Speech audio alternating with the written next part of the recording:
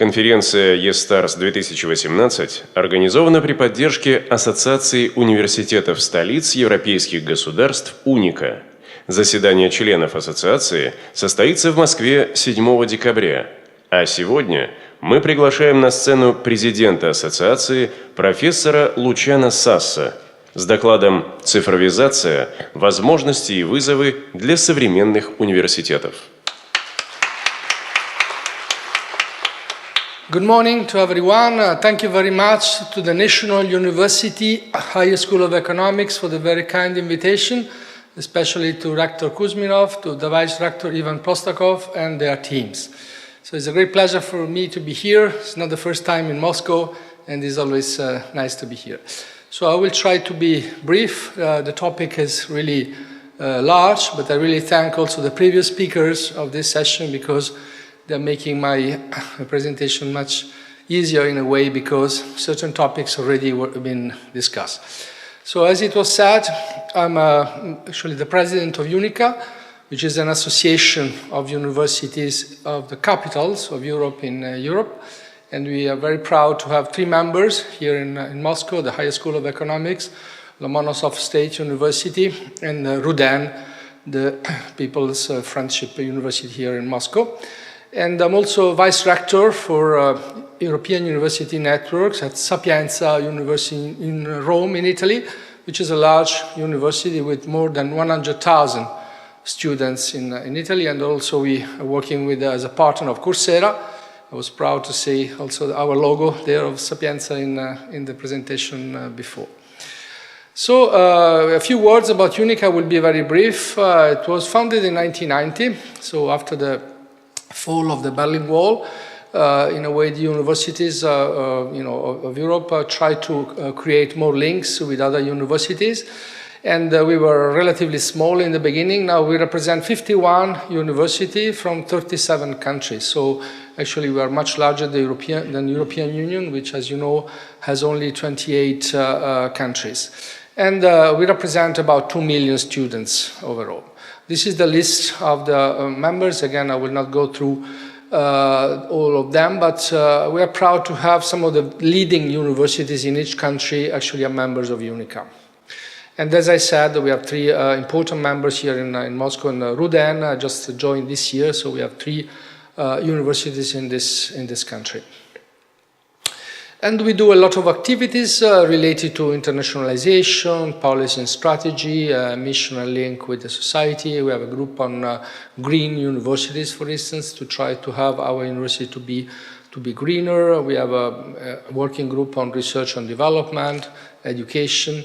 We are organizing here in Moscow in 2 days, on the 7th, at the Higher School of Economics, the 19th meeting of the EduLab working group, which is a working group of UNICA focused on education. We participate in several European projects. We are coordinators sometimes, and sometimes we are partners. Our office is in Brussels, and this is the board of UNICA. So we have some rectors also in the board, and again, the office is based in Brussels, in Belgium. This is the working group that belongs to UNICA. It's called EduLab, Educational Lab, and deals with the Bologna process, the higher education area, new ways of teaching and learning, higher education in the digital era. So the topic of this conference is also very important in UNICA, and especially very important in the EduLab working group. And as I mentioned, just in 2 days, we will have here the 19th edition of this conference, UNICA EduLab meeting. And the topic will be the role of universities in developing human capital for a new economy.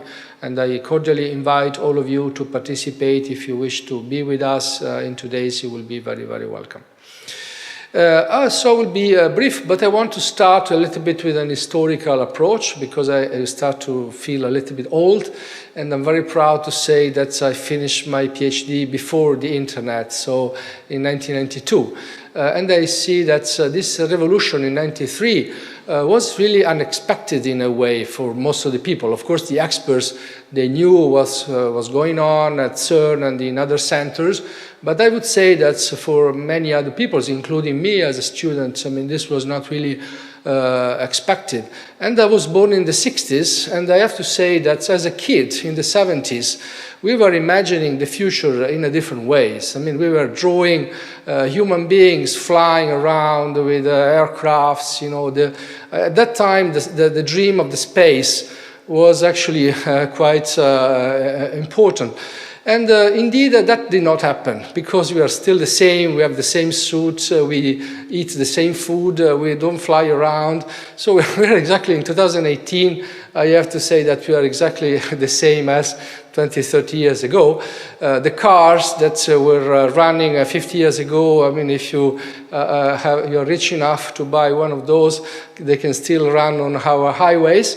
But on the other hand, the digital revolution was not actually foreseen, expected, and this is really something amazing that is, has, as you know very well, has a very high impact on all activities of human beings. So not only, of course, universities and education, but everything. And I will just start with this slide showing that information produced by humans really is growing in an exponential way, because in the past, really, to produce information was so difficult. I mean, in the Middle Ages, universities, they had just a few hundred books. This is incredible. One book was very expensive. The cost of one book is comparable to the cost of an apartment today. And I have to say that some of the best universities until some of the European universities became more important, were Arab universities in Egypt, in Cairo, in Fez, in Morocco, those, and then Cordoba and other universities in Spain. They were really very well equipped with books, but which means usually a few hundred books they had. And some of the other European universities, they had very, very few, because it was so expensive. And nowadays, of course, we know that, you know, the information is produced so easily. We take so many pictures and we send them by WhatsApp and other systems. And so it's really growing in an exponential way. And so the main point now, I mean, for our students, you know, that information is available nowadays. It's not like when I studied, the information was transferred from professors to students. And then the role of the students was to learn as much as possible from professors, taking notes, and then go home and studying those notes, studying those books, because the information was given directly, was transferred directly. Nowadays, the information is available. I tell my students, I'm a pharmacologist, that they should know more than me. I mean, they have actually a very bright mind. They have better access to databases, you know, compared to the ones I'm used to have when I was a student, and so they should know more than me. So which is the role of universities nowadays? This has completely changed, in my opinion, but universities are still quite conservative. So we are not changing enough, as we should change more, and taking the lead in this new role as guides of students in this dark wood of knowledge. And this is, as you know, is taken from the Dante Alighieri Divine Comedy, you know, in which you see Virgilius that is actually guiding Dante, you know, in the Inferno and then in the other phases of the Divine Comedy. So we should actually reflect on that and, you know, doing a different kind of education. And of course, again, information is there, but what does it mean to have all this information? We need to really link the dots, you know, to go, you know, from information to knowledge, and then more and more, you know, about creativity. Creativity is becoming more and more important. I will have some other slides on this after that. You know, most of the companies, most of the employers, they actually look for creative people, people that can imagine things that are not there yet. I mean, it's not just people that will, you know, do a routine work. And also the way we teach, again, should be different. We should try to flip all the classrooms. Again, since the information is available, we should give assignments to students and then discuss, you know, the assignments in our classroom, asking them to ask questions, discuss with their peers, discuss with us. This is something, again, that in my experience in most of our universities is not done yet. I mean, we are still using a very much conservative way of teaching. And again, the hard skills are becoming so important, and so communication skills, interpersonal skills, public speaking, etc. All of that, I mean, should be really part of the curriculum, should not be part of something that we do on as an additional course. We should really embed it in our curriculum. And this is a similar slide, showing some of these skills. And I want to quote this very good website that is a British website, Vitae, in which I think the classification of the soft skills is done very well. And I just want to take an example of this domain A, the knowledge and intellectual abilities. Go into this more complicated slide. I don't know if you can read, but it's interesting to see that from the domain A, you can go, for instance, to the domain A2, cognitive abilities, and those are analyzing, synthesizing, critical thinking, evaluating, etc. So it is part of our job, I think, as professors at university, to make sure that students will develop as much as possible these skills. And we should do like human resources actually do, evaluating also our students to see, their kind of performance in the different skills. And making some so-called spider graphs, to try to help the students to develop the skills in which they feel a little bit weaker. And also I want to quote this website that is a French website that is called sorry for the French, maybe not everyone will understand, but it's called about the competencies of PhD holders, so doctors with a PhD. This is interesting because if you look at here on the x-axis is what the companies want in a way, and what the PhD holders, or in general graduate students, will develop. So there is actually a straight line, which means that there is a good correlation between these things, like, capacity to collaborate, autonomy, capability of managing projects, languages, etc. So all these skills, indeed, there is a good correlation. So during education, and especially during graduate education, I mean, there are a lot of skills developed, and we should improve that even more. And another topic I want to touch upon is the use of computers, I mean, during exams. Again, this is not very common in most of universities, including my universities. Usually during the exams, students are asked to put away mobile phones, computers, whatever. But this is also quite unnatural because all of us as professionals, when we work, of course we have access to the internet. The information is there. So why we are asking students to memorize everything, to keep everything by heart?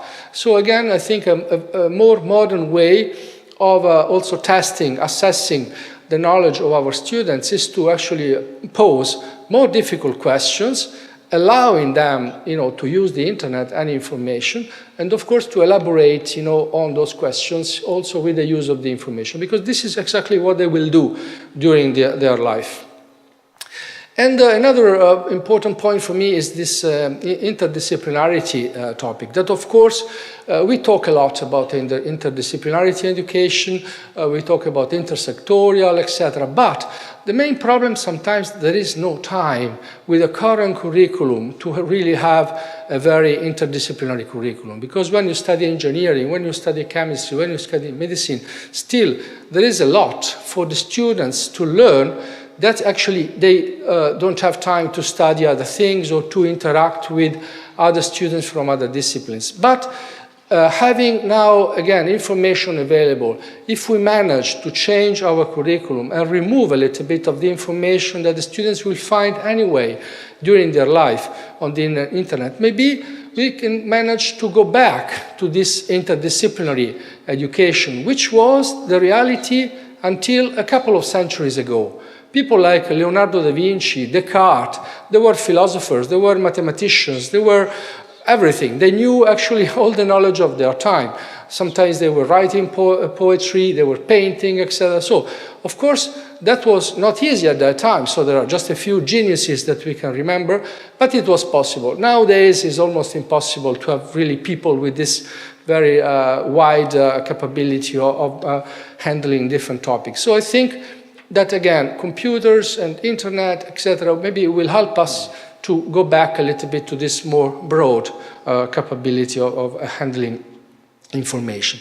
And the artificial intelligence, of course, this is, I think, is another very hot topic nowadays, and the impact on education also is very important. This is a paper that appeared last year in 2017 in Nature, showing already, this is reality, it's not something that we are dreaming about, that in dermatology already these actually devices are better than an average dermatologist. I mean, you can take a photo of your skin if you have a lesion that you don't know what it is, and in a few seconds you know that this is something you should worry about, or this is something that actually is a very benign condition and you don't have to worry about. So this is already reality. So what does it mean? It means that if you study dermatology, you should not study dermatology like before, because these machines will be available. So you need to have a different education. You should remove a little bit some of the information that is given to medical doctors during their education, because these machines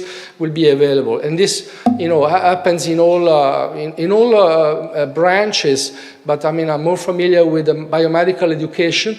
But if you think of radiology, if you think of all kinds of diagnostic approaches, I mean, this kind of deep learning phenomena are really incredible. And so I like this quote, that in my opinion, machines, will not replace immediately humans, but most probably humans using intelligent machines will replace soon humans not using them. So especially, as I said, in medicine, but in many other topics, this is something, again, that we should, consider and introduce, this learning in the curriculum of our students. And to conclude, I would like to mention some kind of also philosophical and ethical issues. First of all, as you know, there are legal responsibilities, ethical responsibilities. We already know that some self-driving cars, for instance, killed already a few people, and this already happened. So where is the responsibility in this kind of things? And then moving a little bit more towards science fiction. I am aware that this is a little bit more science fiction now. But what about slavery in a way? If these devices, in the future will become really very, very intelligent and very sensitive, they may feel one day like slaves. And of course, the humankind already faced this very terrible problem of slavery, and maybe we will go back in the future to this problem. And again, in science fiction, again, slavery of humans. There are some articles available already on the internet, and some movies, imagining that these devices will become so intelligent that they may actually become more intelligent than us, and then use humans as slaves. Love. I'm sure most of you have seen the movie Her with Joaquin Phoenix and Scarlett Johansson. And then in that movie you see that a human being falls in love with the operating system. And the operating system was actually better than any woman in understanding him, finally.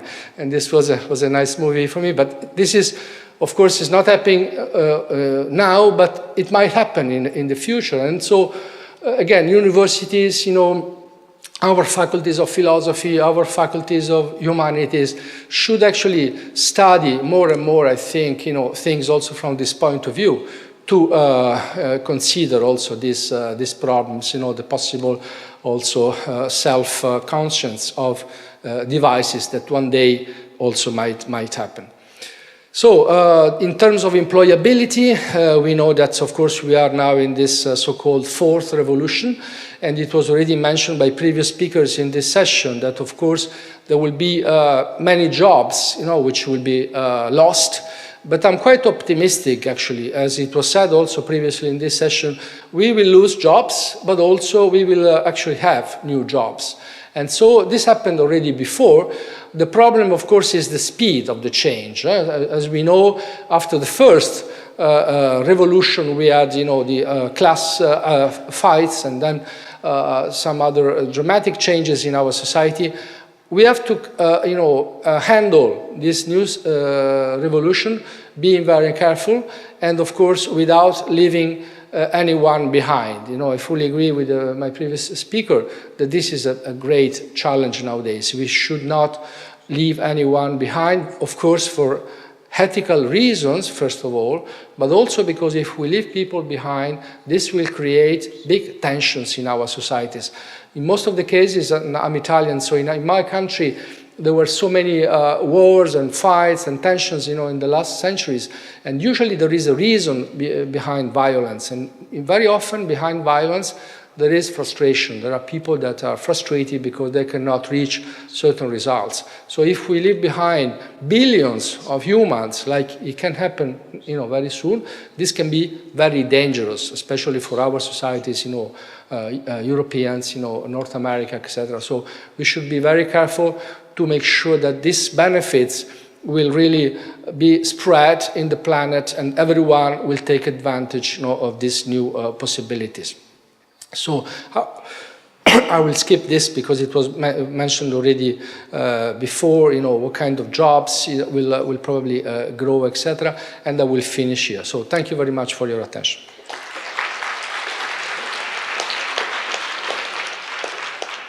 Президент Ассоциации университетов столиц европейских государств УНИКА профессор Лучано Сасо.